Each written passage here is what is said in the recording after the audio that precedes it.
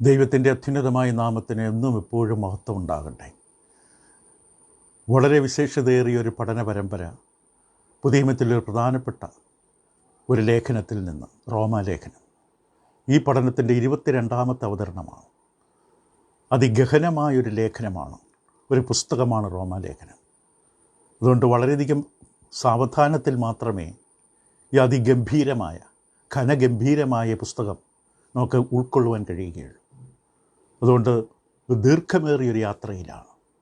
22ാമത്തെ അവതരണത്തിൽ നാം 1-ാം അധ്യായത്തിൽ തന്നെയാണ്. 1-ാം അധ്യായത്തിൻ്റെ 24, 26, 28 വാക്യങ്ങൾ വളരെ പ്രധാനപ്പെട്ട ഭയാനകമായ ചില പ്രയോഗങ്ങൾ നമുക്കിവിടെ കാണാൻ കഴിയുന്നു. ദൈവം തള്ളിക്കളയുന്നതിൻ്റെ ദുരന്തം. ദൈവം മനുഷ്യനെ തള്ളും, ഉപേക്ഷിക്കും, അതൊരു ദുരന്തത്തിലെത്തിച്ചേരും. അതാണ് ഈ 3 വാക്യങ്ങൾ, 24, 26, 28. വേദഭാഗങ്ങൾ ആദ്യം ഒന്ന് വായിച്ച് പരിചയപ്പെടാം. അതുകൊണ്ട് ദൈവം അവരെ തങ്ങളുടെ ഹൃദയങ്ങളിലെ മോഹങ്ങളിൽ സ്വന്തം ശരീരങ്ങളെ തമ്മിൽ അവമാനിക്കേണ്ടതിന് അശുദ്ധിയിൽ ഏൽപ്പിച്ചു. 26ാം വാക്യം, അതുകൊണ്ട് ദൈവം അവരെ അവമാനരാഗങ്ങളിൽ ഏൽപ്പിച്ചു.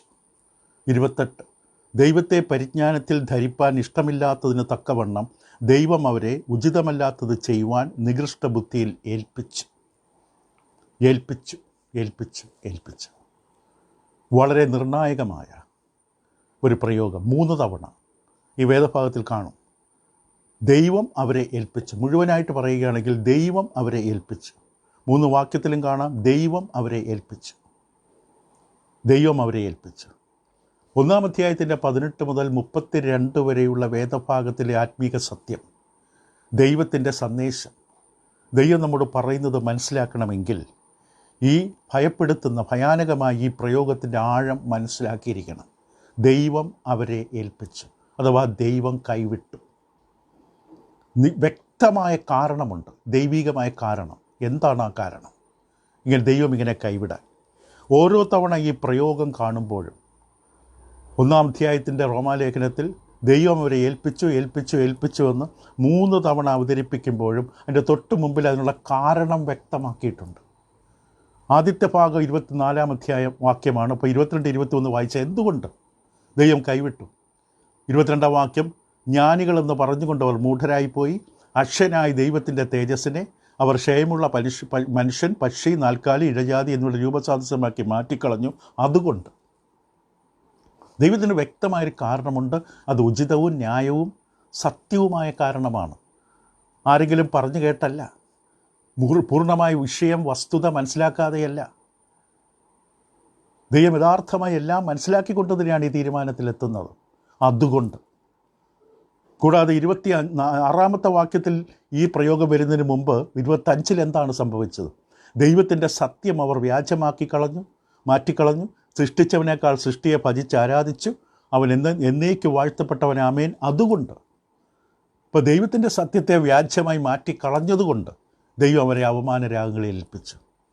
3-ാമത് അതിൻ്റെ 28ാമത്തെ വാക്യത്തിൽ ഈ പ്രയോഗം വരുന്നതിന് മുമ്പ് അതിൻ്റെ 27ലേക്ക് നോക്കിയാൽ, അവണ്ണം പുരുഷന്മാർ സ്വാഭാവിക സ്ത്രീഭോഗം വിട്ട് അന്യോന്യം കാമം ജ്വലിച്ച് ആണോടാണ് അവലഷ്ടമായത് പ്രവർത്തിച്ചു. ഇങ്ങനെ അവർ തങ്ങളുടെ വിഭവത്തിന് യോഗ്യമായ പ്രതിഫലം തങ്ങളിൽ പ്രാപിച്ചു. അതിന് തൊട്ട് മുമ്പിലത്തെ വിഷയമായി ബന്ധപ്പെട്ടതാണെങ്കിൽ 28ൻ്റെ ആരംഭത്തിൽ ഇങ്ങനെ കാണാം, ദൈവത്തെ പരിജ്ഞാനത്തിൽ ധരിപ്പാൻ ഇഷ്ടമില്ലാത്തതിന് തക്കവണ്ണം ദൈവം അവരെ ഉചിതമല്ലാത്ത ചെയ്യാൻ നികൃഷ്ട ബുദ്ധിയിൽ ഏൽപ്പിച്ചു. ദൈവത്തെക്കുറിച്ച് മനസ്സിലാക്കാനും അറിയാനും താല്പര്യമില്ലാത്തവരെ ദൈവം അവസരം കൈവിടും. ദൈവം തന്നെയാണ് അവരെ കൂടെ നിർത്തുന്നത്. ദൈവനെ വായിക്കാനും പഠിക്കാനും താല്പര്യമില്ലാത്തവർ ദൈവം നിങ്ങൾക്ക് ഇഷ്ടമുള്ള വഴിയിൽ പൊയ്ക്കോ, ഇതുവരെ കൈവിടുകയാണ്. ഇപ്പം 3 സന്ദർഭങ്ങളിലും കൃത്യമായ കാരണം ദൈവം അവതരിപ്പിച്ചു. എന്തുകൊണ്ട് ഞാനവരെ കൈവിട്ടു? സോ ദൈവം ഇപ്രകാരം ഒരു തീരുമാനമെടുക്കാൻ കാരണം മനുഷ്യൻ്റെ കർക്കശമായ, മനുഷ്യൻ്റെ മൂഢത്തരമായ ചില തീരുമാനങ്ങൾ. ദൈവത്തെ പരിജ്ഞാനത്തിൽ ധരിപ്പാൻ ഇഷ്ടമില്ല. ദൈവത്തെ ദൈവമെന്നോർത്ത് മഹത്വീകരിക്കാൻ താല്പര്യമില്ല. ദൈവത്തിന് കൊടുക്കേണ്ട മഹത്വവും ആരാധനയും കൊടുക്കാൻ തയ്യാറില്ല. നിങ്ങളെന്തിനാണ് ഞാൻ കൂടെ നിർത്തുന്നത്? ദൈവരെ കൈവിട്ടു. ഞാൻ പ്രവർത്തിച്ചിട്ട് എന്താ പ്രയോജനം? അപ്പോൾ അവരുടെ ജീവിതത്തിൽ കൃത്യമായ വ്യക്തമായ ദൈവനിഷേധം, ദൈവത്തോട് അവഹേളനം, ധിക്കാരം, മത്സരം, ഇതെല്ലാം വ്യക്തമായി പ്രകടമായതുകൊണ്ടാണ് ദൈവം ഈ തീരുമാനത്തിലെടുത്തത്. ഇത് ദൈവിക പ്രതികരണമാണ്. ഒരു വ്യക്തമായ കാരണം മാത്രമല്ല, ദൈവത്തിൻ്റെ പ്രതികരണമാണ്, ഡിവൈൻ റെസ്പോൺസാണ്. ഇപ്പോൾ പൗലോസ് അപ്പോസ്തലൻ എന്താണ് ഉദ്ദേശിക്കുന്നത്? ദൈവം അവരെ ഏൽപ്പിച്ചു എന്ന പ്രയോഗത്തിലൂടെ. ദൈവം അവരെ ഏൽപ്പിച്ചു എന്ന് പറയുമ്പോൾ ദൈവം വാസ്തവത്തിൽ എന്താ ചെയ്തത്? ഇപ്പോൾ ഈ ദൈവം ഏൽപ്പിച്ചു എന്ന പ്രയോഗം അതൊരു സംയുക്ത വാക്കാണ്. ദൈവം അവരെ ഏൽപ്പിച്ചു, ഇംഗ്ലീഷിൽ handed over or gave over, രണ്ട് വാക്കുകൾ ചേരുന്നതാണ്. ദൈവം അവരെ കൈവിട്ടു, ഏൽപ്പിച്ചു, വിട്ടുകൊടുത്തു. ഇത് പുതിയ നിയമത്തിൽ മർക്കോസിൻ്റെ സുവിശേഷം 15-ാം അധ്യായത്തിൽ അതിൻ്റെ 1-15 വാക്യങ്ങളിൽ കർത്താവ് യേശുവിനെ പീലാത്തോസിൻ്റെ കൈകളിലേക്ക് ഏൽപ്പിക്കുന്നതിനെക്കുറിച്ചും പീലാത്തോസ് പടയാളികളുടെ കയ്യിൽ ഏൽപ്പിക്കുന്നതിനെക്കുറിച്ചുമുള്ള ബന്ധത്തിൽ ഇതേ പ്രയോഗം യവന ഭാഷയിൽ ഉപയോഗിച്ചിട്ടുണ്ട്. മർക്കോസ് 15:1 ഉടനെ അധികാലത്ത് തന്നെ മഹാപുരോഹിതന്മാരും മൂപ്പന്മാരും ശാസ്ത്രിമാരുമായി ന്യായാധിപ സംഘമൊക്കെയും കൂടിയാലോചിച്ചു യേശുവിനെ കെട്ടിക്കൊണ്ടുപോയി പീലാത്തോസിനെ ഏൽപ്പിച്ചു. ഇപ്പോൾ മഹാപുരോഹിതന്മാരും ന്യായാധിപ സംഘമൊക്കെയും കൂടിയാലോചന നടത്തി യേശുവിനെ കെട്ടി പീലാത്തോസിൻ്റെ കയ്യിൽ ഏൽപ്പിച്ചു. അതിൻ്റെ 15-ാം വാക്യത്തിൽ പീലാത്തോസ് അവസാനം എന്ത് ചെയ്തു? പീലാത്തോസ് പുരുഷാരത്തിന് തൃപ്തി വരുത്തുവാൻ ഇച്ഛിച്ച് ബറബാസിനെ അവർക്ക് വിട്ടുകൊടുത്തു. യേശുവിനെ ചമ്മട്ടി കൊണ്ട് അടിപ്പിച്ച് ക്രൂശിപ്പാൻ ഏൽപ്പിച്ചു. ഈ വാക്കാണ് ഏൽപ്പിച്ചു, വിട്ടുകൊടുത്തു. ഇപ്പോൾ ഇവിടെ വളരെ വ്യക്തമായി നമ്മൾ കാണാൻ സാധിക്കും, ദൈവം ഏൽപ്പിച്ചു കൊടുത്തു. ഇതിനോട് ബന്ധപ്പെട്ട മറ്റൊരു വാക്കുണ്ട്, ഇംഗ്ലീഷിൽ ഗേവപ്പ് എന്ന് പൗലോസ് ഉപയോഗിക്കുന്നതോട് ബന്ധപ്പെട്ട മറ്റൊരു വാക്കാണ് ഗിവപ്പ്. ആ വാക്കിൻ്റെ അർത്ഥം വളരെ വ്യത്യസ്തമാണ്. ഗിവപ്പ് എന്ന് പറഞ്ഞാൽ മതിയാക്കുക, ഉപേക്ഷിക്കുക, നിർത്തുക. ദൈവം മനുഷ്യ ജീവിതത്തിൽ പിന്നെ ഇടപെടുന്നില്ല, ദൈവം അവസാനിപ്പിച്ചു ദൈവത്തിൻ്റെ ഇടപാട്. ആ അർത്ഥമല്ല ഇവിടെ ഉപയോഗിച്ചിരിക്കുന്നത്. അത് വ്യത്യസ്തമായൊരു വാക്കാണ്. എന്ന് പറഞ്ഞാൽ ഇനി ദൈവത്തിന് മനുഷ്യൻ്റെ കാര്യത്തിൽ താല്പര്യമില്ല, അങ്ങനെ ദൈവം തീരുമാനിച്ചിട്ടില്ല. മനുഷ്യൻ്റെ കാര്യത്തിൽ ഇനി അവൻ്റെ മേൽ സൂര്യനോ ചന്ദ്രനോ വെളിച്ചമോ മഴയോ വെയിലോ ഒന്നും ഇനി കൊടുക്കില്ല എന്ന് തീരുമാനം എടുത്തിട്ടില്ല. ദൈവം പാപികളെ ഇപ്രകാരം ഏൽപ്പിക്കുമ്പോഴും വിട്ടുകൊടുക്കുമ്പോഴും ദൈവം അവരെക്കുറിച്ച് കരുതുന്നുണ്ട്. ദൈവം അവരെ നോക്കിക്കൊണ്ടിരിക്കുന്നുണ്ട്, അവരെ സഹായിക്കാവുന്ന മേഖലകളിൽ സഹായിക്കുന്നുണ്ട്. പത്രോസിൻ്റെ 2-ാം ലേഖനം 3-ാം അധ്യായം 9-ാം വാക്യത്തിൽ പത്രോസിൻ്റെ വാക്കുകൾ നമുക്ക് ശ്രദ്ധിക്കാം. 2 പത്രോസ് 3:9 ചിലർ താമസമെന്ന് വിചാരിക്കുന്നവരെ കർത്താവ് തൻ്റെ വാഗ്ദത്തം നിവർത്തിപ്പാൻ താമസിക്കുന്നില്ല. ആരും നശിച്ചു പോകാതെ എല്ലാവരും മാനസാന്തരപ്പെടുവാൻ അവൻ ഇച്ഛിച്ച് നിങ്ങളോട് ദീർഘക്ഷമ കാണിക്കുന്നേയുള്ളൂ. ദൈവത്തെ എനിക്ക് വേണ്ട, കർത്താവ് യേശു ദൈവത്തിൻ്റെ രാജാവായി വാഴണ്ട, എനിക്ക് കർത്താവിൻ്റെ സഭ ആവശ്യമില്ല, ഞാൻ ഈ ബൈബിൾ വായിക്കില്ല, ബൈബിൾ പഠിക്കില്ല, ഞാൻ ഈ പ്രാർത്ഥനയ്ക്ക് പങ്കെടുക്കില്ല എന്ന് പറഞ്ഞ് മുഖം തിരിച്ചിറങ്ങി പോകുമ്പോഴും കർത്താവ് ദീർഘക്ഷമയോടെ കാത്തിരിക്കുകയാണ്. ഇവരുടെ ഈ തീരുമാനത്തിൽ അതിൻ്റെ ഗൗരവം, അതിൻ്റെ ദുരന്തവർ മനസ്സിലാക്കി എന്നെങ്കിലും മാനസാന്തരപ്പെട്ട് തിരിച്ചു വന്നെങ്കിൽ എന്ന് ദൈവം ആഗ്രഹിച്ച് കാത്തിരിക്കുകയാണ്. അപ്പോൾ പിന്നീട് നമുക്ക് മുടിയനാപത്തിൻ്റെ കാര്യം നമുക്ക് കാണും. ഇപ്പോൾ ദൈവം മനുഷ്യനെ, പാപികളെ കൈവിടുമ്പോഴും അവരെ കരുതുന്നത് അവസാനിപ്പിച്ചിട്ടില്ല.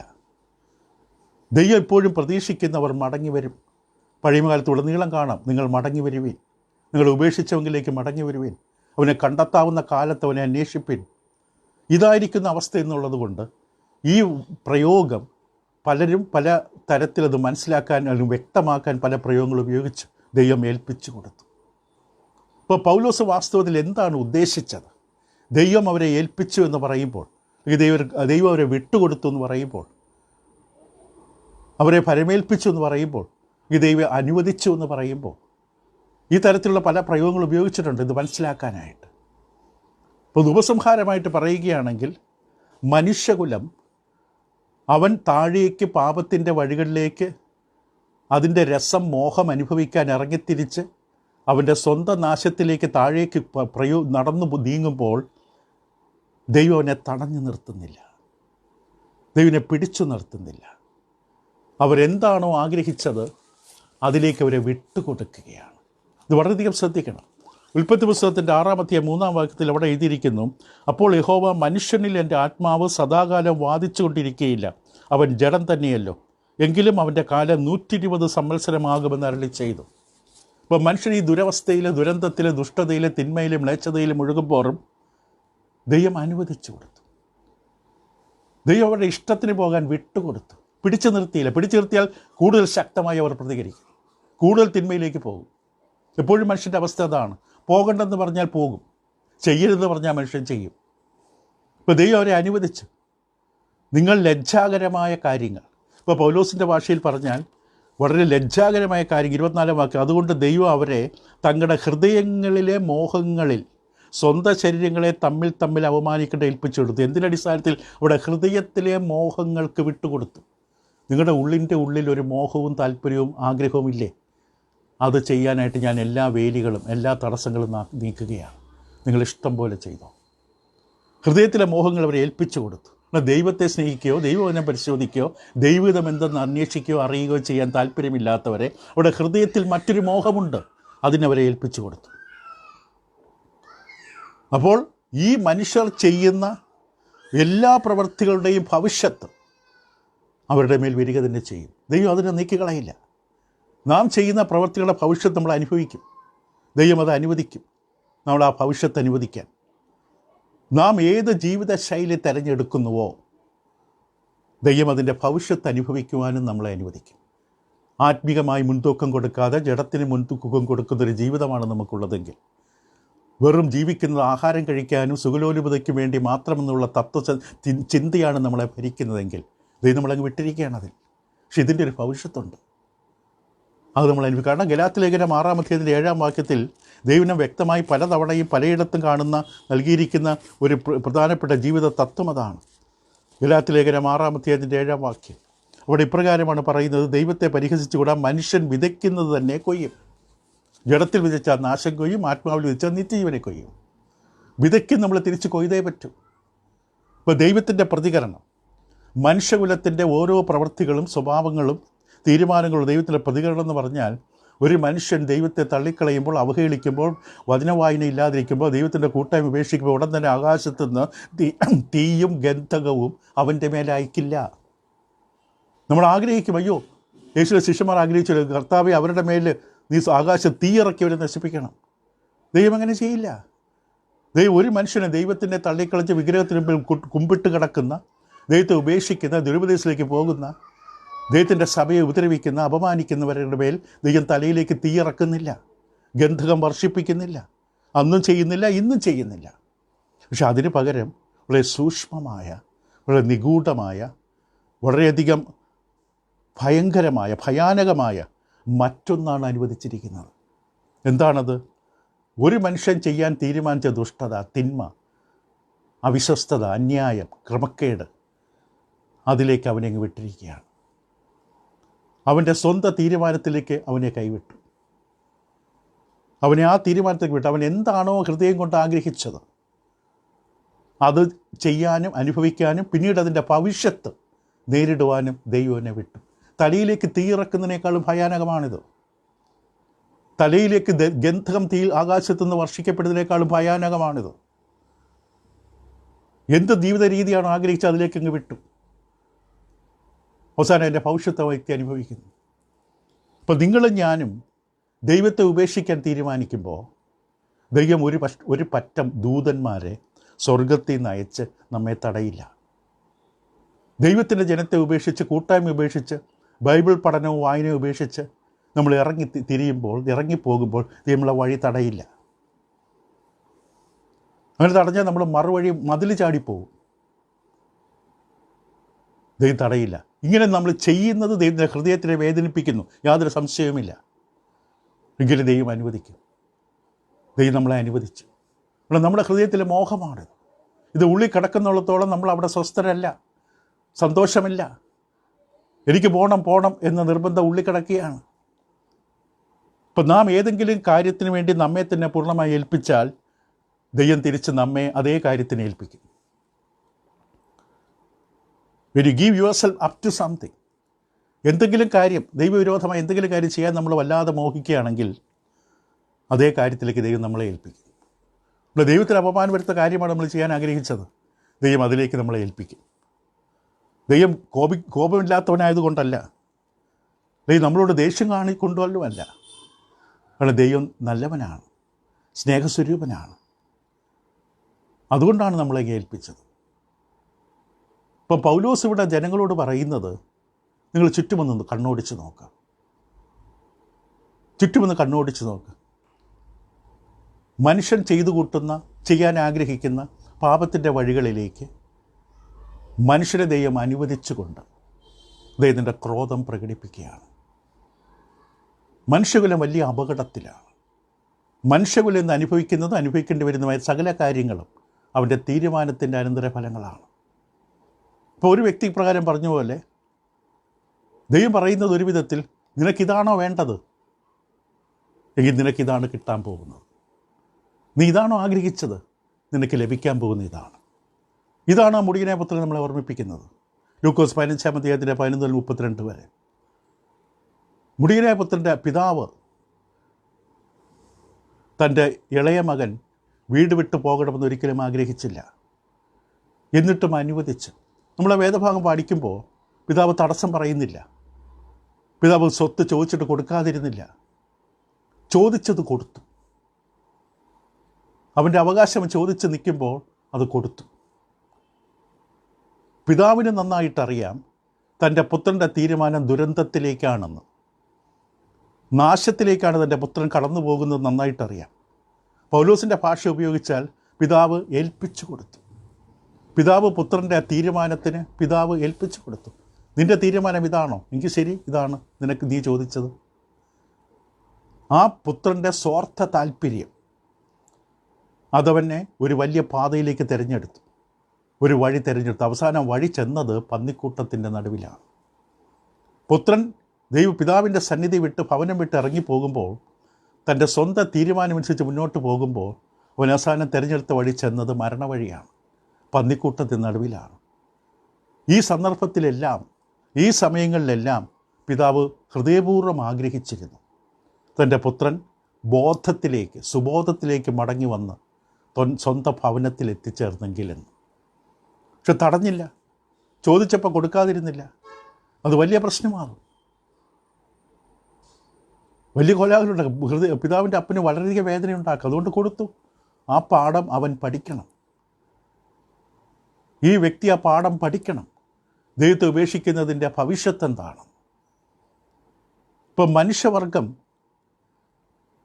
ദൈവം അവനെ ഏൽപ്പിച്ചു കൊടുത്തു എന്ന അവസ്ഥയിലാണെങ്കിൽ പോലും ഒരു കാര്യം മറക്കരുത്, ദൈവം മനുഷ്യരെ മറന്നു കളയുന്നില്ല. ഈ പിതാവ് ഒരിക്കലും തൻ്റെ മകനെ, വെറും സാമ്പത്തിക ഇടപാട് മാത്രമല്ല ബന്ധമെന്ന് പറയുന്നത്, അവന് കൊടുക്കാനുള്ള കൊടുത്തൊഴിയാ, ഞാനും നീയുമായൊരു ബന്ധമില്ല എന്ന് പറഞ്ഞുകൊണ്ട് ആ മകനെ മറന്നു കളഞ്ഞില്ല, ബന്ധം വിച്ഛേദിച്ചില്ല. അപ്പൻ എപ്പോഴും ഓർക്കുന്നുണ്ട് മകനെ. എല്ലാ ദിവസവും ആഹാരം കഴിക്കുമ്പോൾ അപ്പൻ ഓർക്കുന്നുണ്ടാകും മകൻ എപ്പോൾ എവിടെയാണ്. മകനെ മറന്നു കളഞ്ഞില്ല.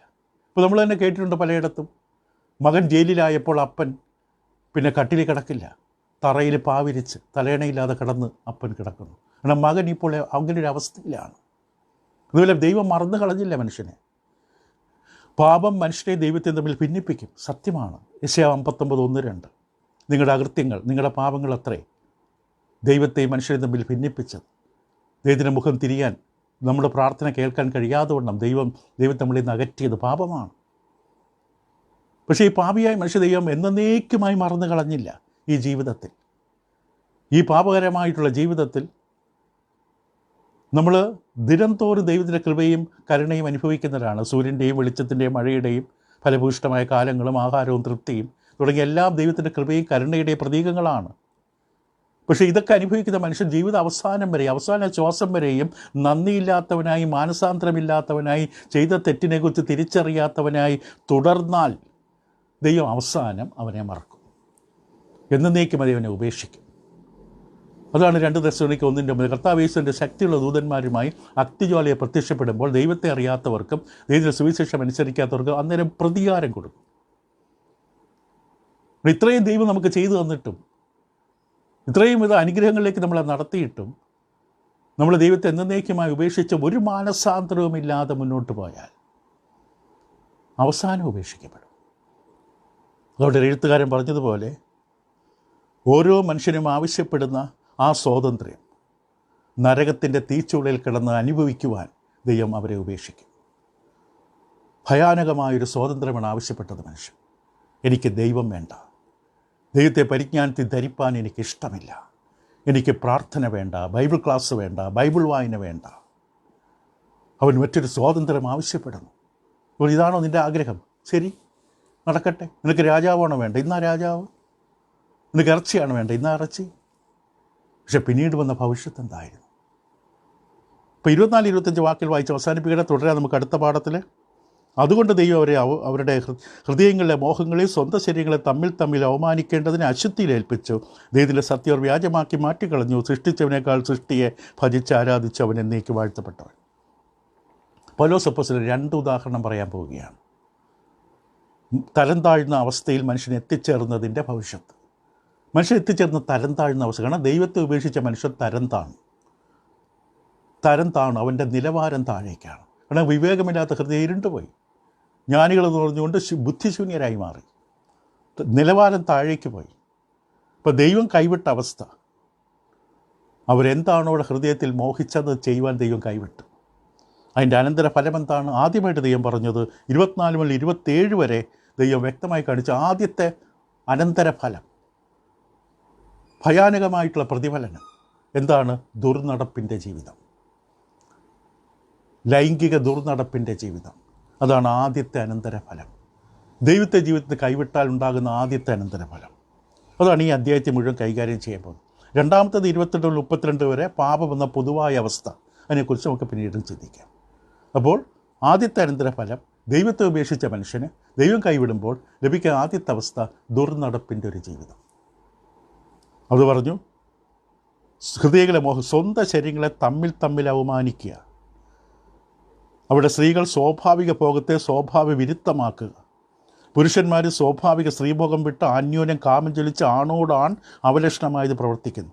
ഇങ്ങനെ അവരുടെ വിഭ്രമത്തിന് യോഗ്യമായ പ്രതിഫലം തങ്ങളിൽ തന്നെ പ്രാപിച്ചു.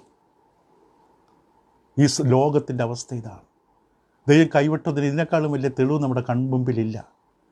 എല്ലാ മാധ്യമങ്ങളും നമുക്കത് കാണാം, വഴിയോരങ്ങളിൽ കാണാം, കുടുംബങ്ങളുടെ ഉള്ളിൽ കാണാം. ദൈവത്തെ കൈവിട്ടതിൻ്റെ പ്രതിഫലനം ഭയാനകമായ അവസ്ഥയാണ്. ഇതാണ് ഇന്ന് യഥാർത്ഥമായ രോഗലക്ഷണം. ഇതാണ് യഥാർത്ഥ ഡയഗ്നോസിസ്, രോഗപരിശോധന. ഇതാണ് പരിഹരിക്കേണ്ടത്. ദൈവത്തെ പുനഃസ്ഥാപിക്കുക, ഹൃദയത്തിലേക്ക്, ചിന്തയിലേക്ക്, ജീവിതത്തിലേക്ക്. ദൈവത്തെ വചനത്തെ പ്രിയപ്പെടുക, പ്രാർത്ഥനയിൽ ഉറ്റിരിക്കുക, ദൈവമക്കളുടെ കൂട്ടായ്മയിൽ സജീവമായിരിക്കുക, ദൈവത്തിലുള്ള ബന്ധം പുനഃസ്ഥാപിക്കുക. ഒരു ചടങ്ങിൽ പങ്കെടുക്കുന്നതല്ല, ദൈവത്തിലുള്ള ബന്ധം പുനഃസ്ഥാപിക്കുക. ദൈവം നിങ്ങളെ സഹായിക്കട്ടെ. തുടരാം അടുത്ത പഠനത്തിൽ.